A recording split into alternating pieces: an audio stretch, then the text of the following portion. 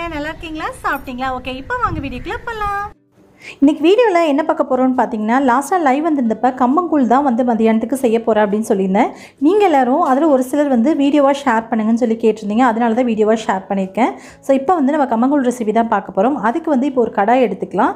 கடாயில் பார்த்தீங்கன்னா ஒரு 1/2 லிட்டருக்கும் கொஞ்சம் கூடுதலாக தண்ணி சேர்த்துருக்கேன். தண்ணி காயட்டும். அதுக்குள்ளே நம்ம போய் பார்த்துட்டு வந்துடலாம். கம்பு பார்த்திங்க அப்படின்னா இது நான் கோர்ஸான பவுடர் எனக்கு இங்கே கிடைக்கும். அதாவது ரவை மாதிரி பவுடர் கிடைக்கும். அதை நான் வாங்கி வச்சுருக்கேன். நீங்கள் ஒருவேளை முழு கம்பாக எடுத்துக்கிறீங்கன்னா இது நல்லா தண்ணியில் 2 மணி நேரம் ஊற வச்சுட்டு நல்லா கழுவிட்டு கல்லெல்லாம் தூசியெல்லாம் சுத்தம் பண்ணிவிட்டு அதுக்கப்புறம் மிக்ஸி ஜாரில் சேர்த்துட்டு நல்லா கொரக்கொரப்பாக அரைச்சி எடுத்துக்கணும்.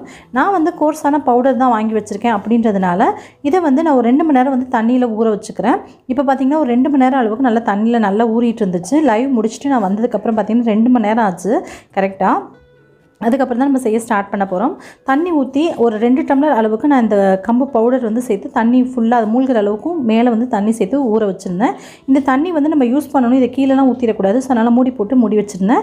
இப்போ பார்த்திங்கன்னா நம்ம தண்ணி 1/2 லிட்டர் அளவுக்கு சேர்த்துருந்தோம்ல கடாயில், அதில் தேவையான அளவுக்கு உப்பு சேர்த்துக்கலாம். உப்பு சேர்த்துட்டு அதுக்கப்புறமா நம்ம அதை நல்லா கரைச்சி வச்சுருக்கோம்ல, அந்த தண்ணி ஊற்றி நம்ம ஆல்ரெடி ஊற்றி ஊற வச்சுருந்தோம்ல, அதை லைட்டாக ஒரு கரண்டி வச்சு நல்லா கலந்து விட்டுட்டு நல்லா கொதிக்கிற தண்ணியில் கொஞ்சம் கொஞ்சமாக அடுப்பை நல்லா லோ ஃப்ளேம் பண்ணிவிட்டு கொஞ்சம் கொஞ்சமாக ஊற்றி கிளறி விடுங்க. முக்கியமாக நீங்கள் கவனிக்க வேண்டியது அடுப்பு லோ ஃப்ளேமில் இருக்கணும். இல்லை அப்படின்னா ஃபுல்லாகவே கட்டி கட்டியாக ஆகிடும். அதுக்கப்புறமா அதை நீங்கள் கட்டியை கிளியர் பண்ணுறது ரொம்ப கஷ்டமாக இருக்கும். ஸோ அதனால் அடுப்பை லோ ஃப்ளேமில் வச்சுட்டு மெதுவாக கலந்து விடுங்க. இப்போ கலந்திங்க அப்படின்னா உங்களுக்கு கட்டிலாம் எதுவுமே கட்டாது. அப்போ கிளியராக உங்களுக்கு நல்லாவே வந்துடும். இது மாதிரி கலந்து விட்டுட்டே இருக்கணும். இடையில ஒரு 5 நிமிஷத்துக்கு, அதாவது ஒரு 5 நிமிஷம் ஃபஸ்ட்டு கைவிடாமல் கலந்து விட்டுட்டே இருங்க. கொஞ்சம் அது லைட்டாக கெட்டிப்பட ஆரம்பிக்கும். கெட்டிப்பட ஆரம்பித்தோட்டையே நம்ம ஒரு தட்டு போட்டு க்ளோஸ் பண்ணி வச்சுட்டு இடையில நம்ம கலந்து விட்டுட்டுருக்கலாம். அப்போ நமக்கு கட்டி தட்டாது. அந்த கெட்டிப்படுற வரைக்கும் கொஞ்சம் கேர்ஃபுல்லாக கலந்து விட்டுட்டே இருங்க. இல்லைன்னா அதாவது கட்டிடும். சரிங்களா?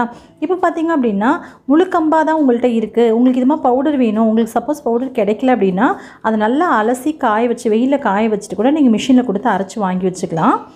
ஸோ இப்போ பாருங்கள், மூடி வச்சுருந்து இடையில நான் எடுத்து கலந்து விட்டுட்டே இருந்தேன். பட் நான் வீடியோவில் ஃபுல்லாகவே ஷோ பண்ணலை. மூடி போட்டுருந்தேன், இடையில கலந்து விட்டேன். இது மாதிரி தான் நமக்கு இருக்குது. இந்த கம்பங்கூழ் செய்கிறது ரொம்ப பெரிய விஷயம்லாம் கிடையாது. சமைக்கவே தெரியாதவங்க கூட ரொம்ப ஈஸியாக இந்த கம்பங்கூழ் செஞ்சிடலாம். கம்பு ஜஸ்ட் நீங்கள் 1 கிலோ வாங்கி வீட்டில் வச்சுக்கிட்டிங்கன்னா வேணுங்கிறப்ப கொஞ்சமாக ஊற வச்சு மிக்ஸி ஜாரில் அரைச்சிட்டு கூட நீங்கள் அப்பப்போ செஞ்சுக்கலாம். நல்லா ஃப்ரெஷ்ஷாகவும் நல்லா வாசனையாகவும் இருக்கும். ஸோ இப்போ பார்த்திங்கன்னா நல்லா கொதிச்சிட்ருக்கு.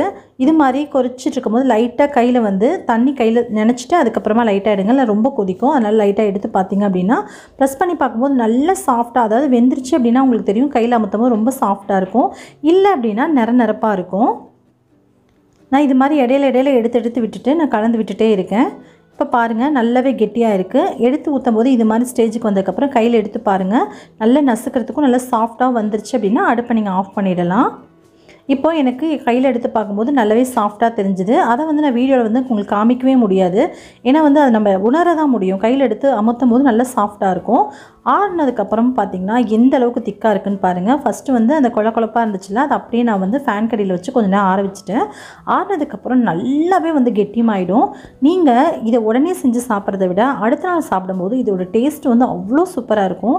நம்ம கடையிலலாம் பார்த்துருப்போம், நிறைய ரோட்டு கடைங்களெல்லாம் பானையில் ஊற்றி வச்சு நமக்கு ஒரு கப்பில் ஒரு டம்ளரில் ஊற்றி கொடுப்பாங்க, சொம்பில் ஊற்றி கொடுப்பாங்கல்ல, அதெல்லாம் நம்ம பார்த்துருப்போம்ல. ஸோ அது இது மாதிரி தான் செய்வாங்க. ஸோ இப்போ நல்லா கெட்டியானதுக்கப்புறம் ஆறுனதுக்கப்புறமா எடுத்து இது நீங்கள் அடுத்த நாள் ஸ்டோர் பண்ணணும் அப்படின்னா எப்படி ஸ்டோர் பண்ணணும்னு நான் உங்களுக்கு காமிக்கிறேன்.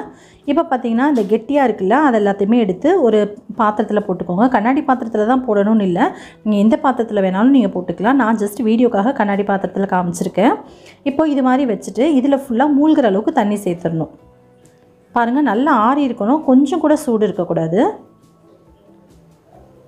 ஒருவேளை சூட்டோடு நீங்கள் தண்ணி சேர்த்து அப்படியே ஃபில் பண்ணி வச்சிட்டிங்கன்னா அடுத்த நாள் உங்களுக்கு கெட்டு போன மாதிரி ஒரு ஸ்மெல் வந்துடும். அதனால் நல்லா ஆறுனதுக்கப்புறம் இது மாதிரி மூழ்கிற அளவுக்கு தண்ணி விட்டுட்டு ஒரு தட்டி போட்டு க்ளோஸ் பண்ணி அப்படியே ஓரமாக வச்சிட்டிங்கன்னா 2 நாளைக்கு கூட இதை நம்ம வச்சு சாப்பிட்லாம். ரொம்ப ரொம்ப நல்லது. இது எவ்வளோ புளிக்குதோ ஃபெர்மெண்ட் ஆக ஆக இதோடைய சத்துக்களுமே அதிகமாகிட்டே இருக்கும். இப்போது நம்ம உடனே செஞ்சு சாப்பிட்றோம் அப்படின்றனால நான் இப்போ இந்த தண்ணி கூடவே நான் இப்போ எல்லாத்தையுமே உப்பு சேர்த்து கலந்து காமிக்கிறேன்.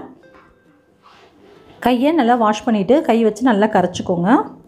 தண்ணி சேர்த்ததுக்கப்புறமா இதில் உப்பு சேர்த்துட்டு தேவையான, அதில் நம்ம ஆல்ரெடி கம்மியாக தானே சேர்த்துருக்கோம் உப்பு. ஸோ இப்போ தண்ணிலாம் சேர்த்ததுனால நமக்கு உப்பு பத்தாது. உப்பு சேர்த்துட்டு கூடவே 1 டம்ளர் அளவுக்கு நான் தயிர் எடுத்து வச்சுருக்கேன். நீங்கள் மோர் யூஸ் பண்ணலாம் யூஸ் பண்ணிக்கலாம். ரொம்ப புளிக்காத மாதிரி பார்த்துக்கோங்க. ரொம்ப புளிச்சிருந்துச்சு அப்படின்னாலும் குடிக்க நல்லா இருக்காது. தயிரை கொஞ்சம் கொஞ்சமாக கை வச்சுட்டு அப்படியே நம்ம கலக்க அப்படியே ஊற்றிட்டே கலக்குங்க, சரியாக இருக்கும். உங்களுக்கு நல்லா திக்காக சாப்பிட பிடிக்கும் அப்படின்னா நீங்கள் திக்கான கன்சிஸ்டன்சிலே எடுத்துக்கலாம். நல்ல தண்ணி மாதிரி குடிக்க தான் பிடிக்கும் அப்படின்னா தண்ணி உங்களுக்கு எவ்வளோ வேணுமோ தாராளமாக சேர்த்துக்கலாம். இதுக்கு வந்து தண்ணி வந்து இவ்வளோ சேர்க்கணும் அவ்வளோ சேர்க்கணும்னு இல்லை. எவ்வளோ தூரம் நீங்கள் தாராளமாக அதிகமாக சேர்க்குறீங்களோ அந்த அளவுக்கு நல்ல சாஃப்டாக வேகும், நல்ல சாஃப்டாக நமக்கு கிடைக்கும். ஸோ தண்ணி தாராளமாக சேர்க்குற வரைக்கும் தப்பில்லை. முடிஞ்ச வரைக்கும் கம்மியாக மட்டும் சேர்த்துறாதீங்க. கம்மியாக சேர்த்திங்க அப்படின்னா உங்களுக்கு அது வேகாமல் வந்துடும். அதுக்கப்புறம் அதை குடித்தோம் அப்படின்னாலும் அது நல்லாவே இருக்காது. ஸோ அதனால் தண்ணி வந்து தாராளமாக சேர்த்து கலந்துக்கோங்க. நம்ம வேக வைக்கும் போதும் சரி, அதில் ஊற வைக்கும் போதும் சரி தண்ணி தாராளமாக விடுங்க. அவ்வளோதான். இப்போ வந்து நம்மளுடைய கம்மங்கூழ் வந்து ரொம்ப சூப்பராக தயாராகிடுச்சு. பட் ட்ரெடிஷ்னலே வந்து இதுதான். நம்ம பாட்டி தாத்தா காலத்துலலாம் அவங்களாம் யாருமே சாப்பிடாமலே இருந்திருக்க மாட்டாங்க. நீங்கள் கேட்டு பாருங்கள். அவ்வளோதான். இப்போ வந்து நம்ம ஒரு தட்டில் வச்சுட்டு ஒரு டம்ளரில் வச்சு நம்ம சர்வ் பண்ணிடலாம். இதுக்கு தொட்டுக்கிறதுக்கு பார்த்திங்கன்னா சுண்டவத்தல், அதாவது மோர் மிளகாய், அப்புறம் வந்து கொத்தரவத்தல் இதெல்லாமே ரொம்ப நல்லாயிருக்கும். கூட ஊறுகாய் வச்சு சாப்பிட்டாலும் நல்லாயிருக்கும். இது எல்லாத்தையுமே பீட் பண்ணக்கூடிய ஒரு சூப்பரான சைட் டிஷ் அப்படின்னு பார்த்தா வெங்காயம். சின்ன வெங்காயத்தை நல்லா பொடியாக கட் பண்ணிவிட்டு இது கூட சேர்த்து சாப்பிடும்போது அவ்வளோ டேஸ்ட்டு சூப்பராக இருக்கும். உடம்புக்கு ரொம்பவே சத்தும் கூட. நமக்கு அவ்வளோ இரும்பு சத்து கிடைக்கும் இதெல்லாம் நம்ம சாப்பிடும்போது. நம்ம தினைக்குமே ஒயிட் ரைஸ் சாப்பிட்றதுக்கு பதிலாக இது மாதிரி நம்ம இடையில செஞ்சு சாப்பிட்டோம் அப்படின்னா ரொம்பவே உடம்புக்கு நல்லது.